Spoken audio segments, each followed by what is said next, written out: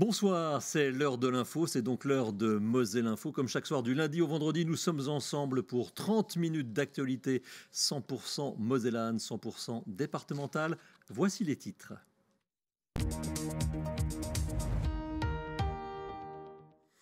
Dans le cadre de la Journée internationale des chiens guides, gros plan sur l'association qui forme ces compagnons si précieux pour les personnes en situation de handicap. L'énergie renouvelable aura sa place dans Moselle Info avec notamment un reportage sur la centrale thermique de Metz-Chambières qui mise sur l'économie circulaire pour alimenter près de 50 000 logements. Et puis nous irons en Moselle Sud, à Sarrebourg, où un orchestre colombien composé de 46 musiciens s'apprête à donner un concert dans le cadre d'un échange avec une formation symphonique mosellane.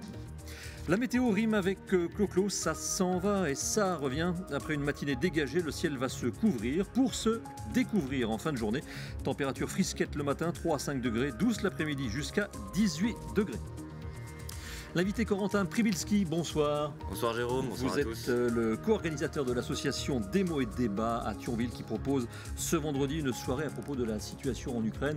Nous verrons cela, si vous le voulez bien, après avoir développé ensemble les titres de ce 26 avril.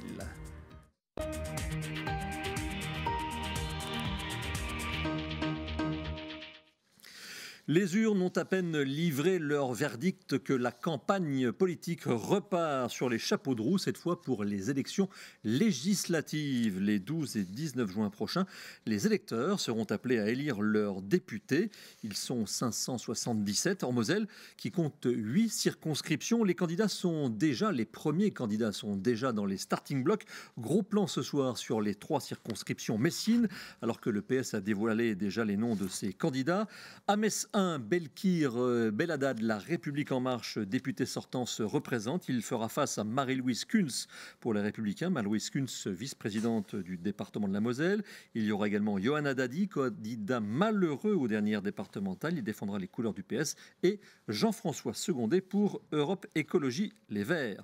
À Metz 2, sans surprise également, Ludovic Mendes, le candidat sortant, le député sortant, se représente.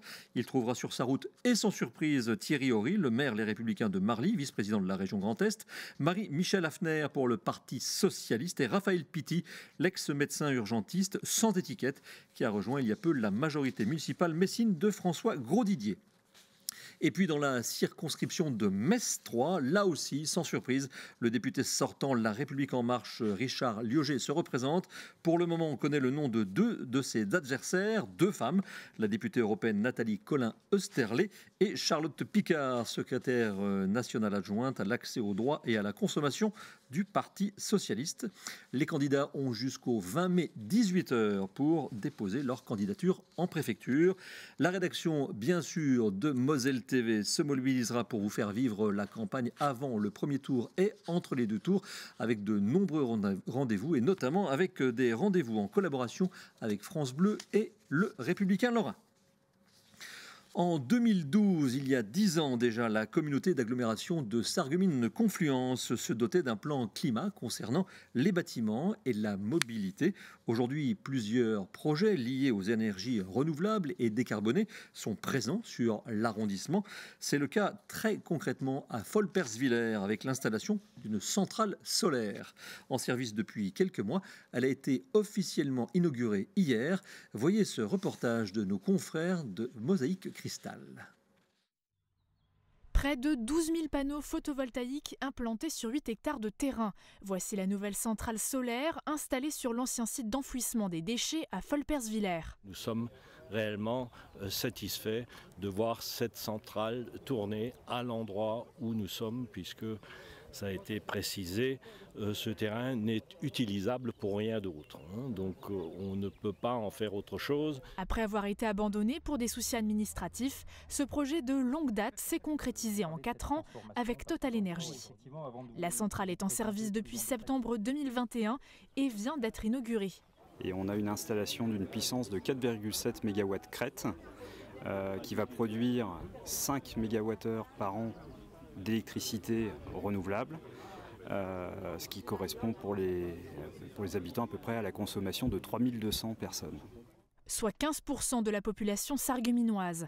L'électricité produite ici est injectée sur le réseau, mais n'est pas distribuée dans un quartier en particulier. Un projet qui a nécessité 4 millions d'euros d'investissement, dont 550 000 issus du financement participatif.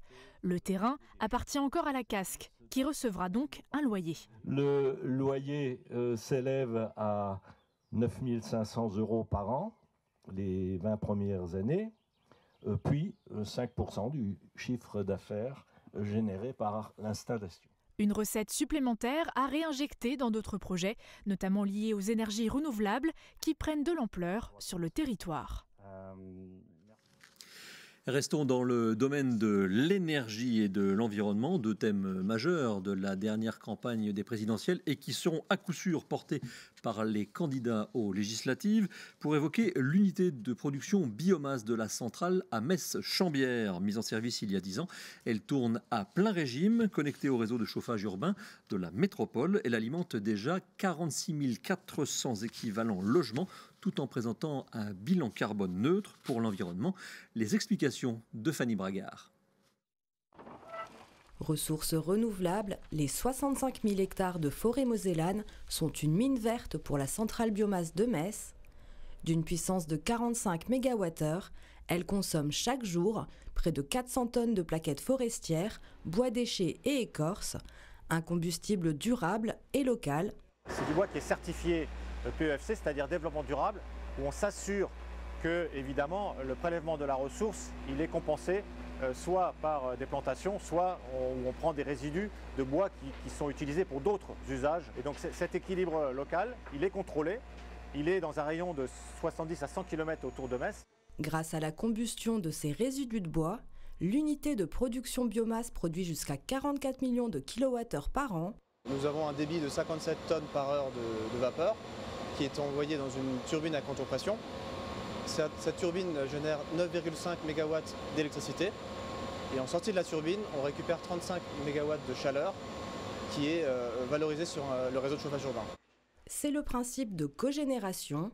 La chaleur créée par la production d'électricité est réutilisée pour alimenter les 127 km de tuyauterie souterraine du réseau de chaleur de Metz Métropole, véritable vecteur d'énergie. Autrefois alimenté au charbon puis au pétrole, il fonctionne aujourd'hui avec 68% d'énergie renouvelable. Si on continue le raisonnement, il n'est pas impossible, et il est même quasiment certain d'ailleurs, qu'avec les évolutions technologiques sur le développement d'autres énergies, telles que par exemple l'hydrogène, on puisse d'ici 15 ans complémenter l'alimentation du réseau en remplaçant le gaz naturel par de l'hydrogène et avoir un réseau à l'horizon 20 ans qui serait proche des 100% d'énergie renouvelable. Au-delà de l'indéniable urgence climatique, la biomasse participe à notre indépendance énergétique et, taxé à 5,5%, le chauffage urbain est lui bien plus économique que les énergies fossiles. Comme tous les 5 ans, à Cattenom, la centrale de production électrique nucléaire s'apprête à tester son dispositif d'alerte. Un exercice grandeur nature qui mobilisera les équipes de la centrale, évidemment, mais aussi les journalistes et les élus de tous les côtés de la frontière. Lucie Philippot nous en dit plus. Protéger la population. Tester, vérifier et améliorer, voici les mots d'ordre pour cet exercice national de sécurité nucléaire. Le préfet, qui fait figure d'autorité en cas d'accident nucléaire, a présenté les objectifs d'une telle manœuvre, tester le système d'alerte et canaliser la population. C'est rassurant pour la population de voir que les autorités s'entraînent et qu'elles en tireront les leçons pour ensuite améliorer leur capacité de réaction à un éventuel incident. Les 13 communes volontaires concernées par cet exercice devront appliquer à la lettre le plan de sauvegarde mis en place par le gouvernement. Lors de cette simulation, les journalistes invités à venir sur place seront informés par une conférence de presse. Les pays limitrophes seront également alertés. Mais pas de panique, la population, elle, ne sera pas concernée. Seul EDF et les pouvoirs publics seront acteurs du scénario qui se déroulera sur 2 jours. Monsieur le préfet l'a dit, nous ne connaissons pas le scénario. Je serai partie prenante dans ce scénario et en lien avec monsieur le préfet. Donc évidemment, je n'ai pas connaissance du scénario. Et toutes les équipes de la centrale, c'est à peu près 80 personnes qui vont jouer cet exercice, n'ont aucune connaissance du scénario. L'objectif étant de voir notre capacité à réagir. Le deuxième jour, les équipes procéderont au test d'évacuation. Cela permettra de simuler la gestion de nourriture ainsi que les hébergements prévus à Metz. Les services hospitaliers seront aussi mobilisés pour faire face à l'afflux de potentielles victimes. Demain, d'après le calendrier, c'est soit la Sainte-Amédée ou la Sainte-Zita. C'est selon, mais c'est aussi et surtout la journée internationale des chiens guides. Dans l'est de la France, une vingtaine de chiens guides sont formés chaque année, dont la moitié dans un centre spécialisé à Voipy. L'autre moitié est formée en Alsace, à Cernay. Comment se passe la formation de ces compagnons à quatre pattes? Voici les explications d'Anne-Sophie Gross. Ramsès, traverse. Très bien, Loulou. Cherche trottoir. Ces instructions, Audrey les répète tout au long de l'exercice. Un moyen pour le chien d'intégrer plus facilement ce qu'on attend de lui, car aider un humain à se déplacer n'est pas naturel pour l'animal. Le chien va se déplacer uniquement pour lui, parce que lui, naturellement, va éviter un obstacle ou un mur ou un poteau. Et ensuite, la difficulté, ça va être d'apprendre à calculer pour son futur maître. Il va avoir... si vous voulez, des codes à transmettre à la personne. Donc quand il va ralentir, c'est qu'éventuellement il y a un passage étroit. Donc le chien va ralentir pour dire à la personne, attention, il va se passer quelque chose. Et le fait de toucher, c'est pour montrer au chien qu'on est content de lui aussi, c'est bien, c'est à ça que tu dois faire attention. Voilà. De même qu'on va toucher la marche par terre, le trottoir, pour lui montrer, effectivement, c'est ça, c'est ça ton travail. Si Ramsès est très à l'aise sur le parcours, Sanka, elle, se laisse plus facilement distraire. Il faut dire que cette toute jeune chienne n'a que 9 mois et demi et commence tout juste son apprentissage. Le plus difficile pour Thomas, son éducateur, c'est de la canaliser. 5. Raté. Bien. Forcément, pour elle, de travailler, c'est pas ce qu'elle préfère. Elle préfère courir, elle préfère jouer avec les chiens. Donc vraiment, de la canaliser et de l'avoir concentrée au travail, c'est le plus délicat et compliqué au début. En moyenne, il faut 2 ans pour qu'un chien soit apte à guider une personne en situation de handicap. Mais il n'est pas le seul à suivre une formation. Les bénéficiaires aussi doivent apprendre à travailler avec leur animal. On leur apprend à se situer dans l'environnement, dans l'espace, à prendre des repères, parce que le chien ne fait jamais que ce qu'on lui demande de faire. C'est-à-dire si on ne lui donne pas les bonnes indications, les bons ordres de tourner à droite, à gauche, de chercher ceci ou cela, le chien il ne sert à rien. Donc il faut que la personne ait également par elle-même une certaine autonomie dans les techniques de déplacement. Et tout ça a un coût, 25 000 € par chien en moyenne. Hormis la nourriture et les soins vétérinaires, l'intégralité des frais est assumée par l'association des chiens guides. Les bénéficiaires, eux, n'ont plus qu'à bichonner leur animal, qui reste un formidable compagnon du quotidien. Et si les associations de chiens guides peuvent remettre leurs chiens gratuitement aux personnes en situation de handicap, c'est uniquement grâce aux dons. Cette année, 3 chiens peuvent être parrainés dans la région. Visiblement, c'est l'année d'été. Twix, Totem et Taiga. Si vous voulez parrainer l'un de ces chiens, eh bien rendez-vous sur chien-guide. Chien au pluriel, guide au pluriel, est.org. On passe à présent à la rubrique économie. C'est l'heure de la rubrique éco avec le journal économique Eurométropole de Metz et Moselle sans limite. En moins de 15 ans, elle est devenue une référence européenne dans la conception d'alliages à mémoire de forme. La société Nimesis connaît une croissance fulgurante, croissance qui s'est amplifiée ces 3 dernières années. Très présente sur le marché du spatial, elle espère décrocher la Lune. Reportage d'Emma Facchetti et de l'auteur de ce jeu de mots, Jean Milon. C'est la seule entreprise en Europe à concevoir ce type de produit. Sous vos yeux, des actionneurs destinés aux engins spatiaux, comme les satellites ou les rovers. Il faut savoir que sur un satellite ou une sonde spatiale, tous les mécanismes et instruments doivent être protégés des vibrations et des chocs émis lors du lancement de la fusée. Et arrivés en orbite, ces instruments doivent être déverrouillés pour pouvoir fonctionner normalement. Et justement, en ce moment, Nimesis travaille sur une mission d'exploration. Une sonde va se poser sur une des lunes de la planète Mars pour étudier son sol. Et donc cette sonde, ce petit robot, va être alimenté par des panneaux solaires. Et ces panneaux solaires seront dépliés grâce à l'un de nos actionneurs. Nimesis fabrique, conçoit et commercialise ces technologies innovantes pour bien d'autres marchés. Mais le spatial reste son fer de lance. Nous entamons aujourd'hui un palier supplémentaire dans la croissance qui va passer par une levée de fonds qui est prévue pour mi-2022 et donc le développement de nouveaux actionneurs pour le spatial. Donc on aura une gamme de 8 actionneurs et on est aujourd'hui leader dans le domaine du développement des actionneurs en Europe, des actionneurs qu'on dit intelligents, donc utilisant des alliages à mémoire de forme. D'ici 2 ans, le nombre d'employés devrait doubler, passant de 23 à une quarantaine de personnes. Les locaux vont s'agrandir de 500 mètres carrés, une croissance phénoménale qui se poursuivra avec la conquête de nouveaux marchés aux États-Unis et en Asie. Et puisqu'il est question d'économie, sachez que ce soir, Jean Milon vous propose le 4e numéro du Rendez-vous Éco. Au programme, le portrait d'entreprise mosellane qui fonctionne très bien et surtout le cri d'alarme de Pierre Schaeffer, le président de la Fédération du BTP de la Moselle, à propos du manque de main-d'œuvre alors que la demande est forte pour les entreprises du secteur. Les carnets de commandes se remplissent. Malheureusement, les rangs des équipes des compagnons sont clairsemés.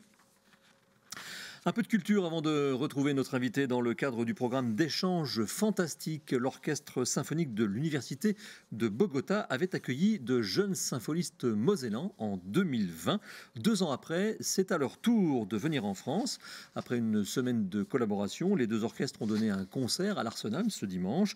Mais à présent, les 46 jeunes musiciens colombiens vont se présenter seuls face au public mosellan à Sarrebourg. Ils donneront un concert à la salle des fêtes mercredi à 20h. Ghislain Schumacher a assisté aux dernières répétitions.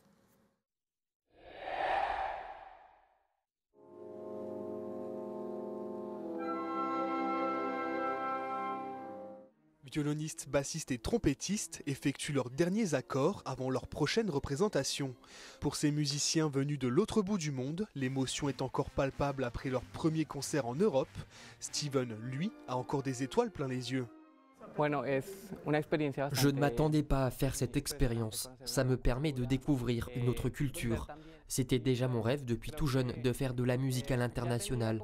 Grâce à ce programme d'échange, c'est devenu réalité. Maintenant que je suis là, je n'ai qu'une envie, c'est de jouer ma musique dans le monde entier. Avant de se produire sur la scène de l'Arsenal, les musiciens colombiens ont pu retrouver les jeunes symphonistes mosellans. Ils ont ainsi pu peaufiner leur maîtrise de la musique française sous les yeux de Denis Clavier, super soliste honoraire de l'Orchestre national de Metz. Les Colombiens n'avaient pas l'habitude de jouer du Berlioz. Berlioz, c'est vraiment la musique française 19e avec un certain nombre de caractéristiques de jeu. Et donc là, cette fois-ci, à l'Arsenal, on a pu aller progresser et obtenir un niveau au-dessus. Une douceur de jeu, une souplesse de jeu qu'on n'avait pas encore réussi à obtenir en Colombie. Au-delà de la performance artistique, venir dans un pays reconnu à l'international pour ses musiciens est déjà un honneur pour l'orchestre. Mais pendant leur passage en Moselle, les virtuoses veulent également faire découvrir la musique de leur pays. Je suis très heureux, on a réussi à connecter 2 mondes musicaux pourtant très différents. Mercredi soir, nous allons jouer de la musique française et colombienne. Par exemple, nous allons interpréter une pièce qui s'appelle San Pelayo, de l'artiste colombien Victoriano Valencia. Pour le reste du programme, les musiciens joueront notamment Poèmes d'Ernest Chausson et Symphonie du monde d'Antonin Dvorak. Leur périple en France s'achèvera dimanche à Paris pour un autre concert au sein de l'amphithéâtre de la Sorbonne. Voilà donc rendez-vous mercredi soir à la salle des fêtes de Sarrebourg. On passe à présent à l'invité.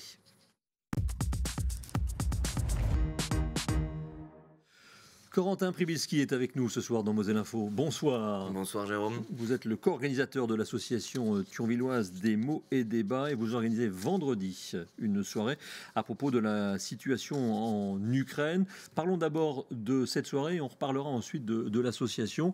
3 invités de marque pour ce nouveau rendez-vous. Tout à fait, on reçoit 3 invités, 3 experts sur l'Ukraine. Donc la première d'entre elles, c'est Galia Ackerman. C'est une écrivaine, journaliste, docteur en histoire qui est née en Russie, à Moscou, et qui a beaucoup écrit sur l'Ukraine et sur Moscou. Elle a notamment écrit Le régiment immortel, la guerre sacrée de Poutine, où elle explore comment Vladimir Poutine a, depuis son arrivée au pouvoir, pioché dans la rhétorique tsariste et dans l'histoire soviétique pour construire ce qu'il vit aujourd'hui en Ukraine, un nationalisme russe qui mène aujourd'hui à ce que nous connaissons en Ukraine. Donc avec cette première invitée, si je vous comprends bien, on sera un peu, pardonnez-moi l'expression, dans la tête de Vladimir Poutine. C'est ça, c'est essayer d'explorer ce qui le motive, ce qui motive le peuple russe qui croit parfois à la guerre en Ukraine. Et donc, c'est pour ça que nous avons invité Galia Ackerman. Et puis de l'autre côté, justement, vous avez une autre invitée pour le pendant occidental. Tout à fait, on a invité Nicole Bacharan, qui est, elle, historienne et politologue. Bien connue des plateaux de télévision. Tout à fait, et qui est spécialiste, comme vous l'avez dit, des États-Unis et de l'OTAN. Et comme il y a beaucoup de questions qui ont été posées sur le rôle de l'OTAN, notamment au tout début de l'invasion en février, sur un soi-disant expansionnisme, sur des promesses qui n'auraient pas été tenues, Nicole Bacharan, avec Dominique Simonet, avec qui elle a beaucoup travaillé, qui sera aussi présent et qui est notre troisième invité, ils vont tous les deux répondre à nos questions sur le volet plus diplomatique, plus international. Et alors, qui est justement Dominique Simonet pour celles et ceux qui ne le connaissent pas? Dominique Simonet, c'est le précurseur de l'écologie politique en France. C'est un écrivain, un essayiste, un journaliste. Et donc, avec Nicole Bacharan, il va pouvoir nous donner aussi sa vision de journaliste sur la situation ukrainienne. Alors, rendez-vous vendredi soir si vous êtes intéressé par cette table ronde qui s'annonce alléchante avec de vrais spécialistes, pas comme dans certaines émissions de télévision sur les plateaux où il y a un peu de tout et n'importe quoi. Là, on a des gens qui savent de quoi ils parlent. Rendez-vous à 18h30. Ça paraît tôt pour une conférence, et parce qu'avant de passer, j'allais dire, au plat de résistance, il y a un petit peu de musique pour se mettre dans l'ambiance. C'est ça, à partir de 18h30, donc au puzzle, où les portes s'ouvrent, on accueille Bella Bandura, qui est un groupe composé de 2 femmes qui vivent actuellement à Arlon en Belgique, mais qui sont nées en Ukraine. Et elles vont nous faire découvrir les sonorités, les chants, les chansons de leur pays d'origine. Précision importante, c'est gratuit? C'est gratuit, comme toujours. Quelle est la jauge maxi? La jauge maxi, ça devrait être 100-120 personnes. D'accord, donc c'est vendredi soir au puzzle à 18h30 donc pour le démarrage en musique sur l'Ukraine. Et puis alors pour celles et ceux qui s'imaginent une table ronde un petit peu ronronnante, ronflante, pas du tout, puisque vous avez décidé un peu de changer de style avec des questions, c'est ça, posées dès le début. Oui, tout à fait, Jérôme. D'habitude, en effet, on pose les questions plutôt à la fin, après l'intervention. Tout le monde est endormi. Et que... on ne s'endort pas non, à nos tables rondes. Mais on a voulu donc changer le rythme de nos conférences. Et c'est pour ça que lorsque les personnes s'inscrivent sur notre lien bit.ly/DMD Ukraine, elles peuvent poser des questions que nous, on va récupérer. Et le soir même de la conférence, elles vont pouvoir poser leurs questions tout au long de la soirée à nos experts en prenant le micro, en prenant la parole. Et c'est pour ça qu'on a choisi une disposition plus en hémicycle, en rapprochant le public des invités et en rapprochant l'estrade du public. C'est là aussi où on voit que la fin de la crise sanitaire fait du bien pour avoir un peu plus de contact. Parlons maintenant de votre association Démo et Débat, qui n'est pas si vieille que ça, mais qui a déjà une belle aura à Thionville et en Moselle-Nord. Tout à fait, on est né à la fin de l'année 2018 avec nos premières rencontres qui se sont organisées en début d'année 2019. On a organisé beaucoup de rencontres sur des thèmes de société, la démocratie, les retraites, le complotisme ou les fake news par exemple, mais aussi sur des thèmes plus littéraires, plus culturels. On a reçu notamment 2 prix Goncourt, Lydie Salver et Nicolas Mathieu. On a exploré ce que c'était être une victime par ricochet avec Camille Emmanuel. Donc on ne s'interdit aucun sujet, et même si on a été un peu ralenti dans nos conférences physiques par le Covid, comme toutes les associations, on ne s'est pas arrêté, on a fait aussi des rencontres sur Internet. Quelle a été l'étincelle originale pour donner naissance à Démo et Débat? La création de Démo et Débat, elle trouve sa source dans les attentats de Charlie Hebdo en janvier 2015 et dans ceux du Bataclan et du Stade de France notamment le 13 novembre 2015 également. On trouvait qu'il n'y avait plus d'endroits où on pouvait discuter sans pour autant se frapper, tout simplement en étant en opposition ou pas. Et on s'est dit que ça manquait et qu'on voulait le créer au niveau local. Alors on s'est regroupés, on était 20, on se connaissait pas, c'était pas grave. Et on a lancé ça. et ça fait maintenant près de 4 ans que ça dure. Merci en tous les cas Corentin Przybylski pour cette présentation de la soirée. L'Ukraine au cœur avec 3 personnalités, je rappelle leurs noms, Galia Ackerman, Nicole Bacharan et Dominique Simonet, avec précédemment à 18h30 un peu de musique ukrainienne pour se mettre dans l'ambiance. C'est gratuit, c'est au Puzzle, vendredi à 18h30. L'image du jour, merci Corentin. L'image du jour, elle nous emmène à Forbach où le comité des entrepreneurs vient d'être lancé. C'est une promesse de campagne du maire Alexandre Cassaro. Ce comité regroupe des acteurs locaux du monde économique, commercial et universitaire afin de maintenir un lien étroit et régulier avec la municipalité. Il aura prochainement son double à l'échelle de l'agglomération. Voilà, c'est la fin de Moselle Info. Dans quelques instants, vous avez rendez-vous avec Moselle Sport et l'entraîneur du TEFOC, Romain Pitou, qui en est l'invité. Il reviendra sur la formidable saison du club de Terville-Florange, demi-finaliste du championnat de France et qualifié pour une Coupe d'Europe. Et puis ensuite, ce sera le 4e rendez-vous éco avec Jean Minon et son invité Pierre Schaeffer, le président du BTP de la Moselle. Merci de votre fidélité. Belle soirée sur Moselle TV.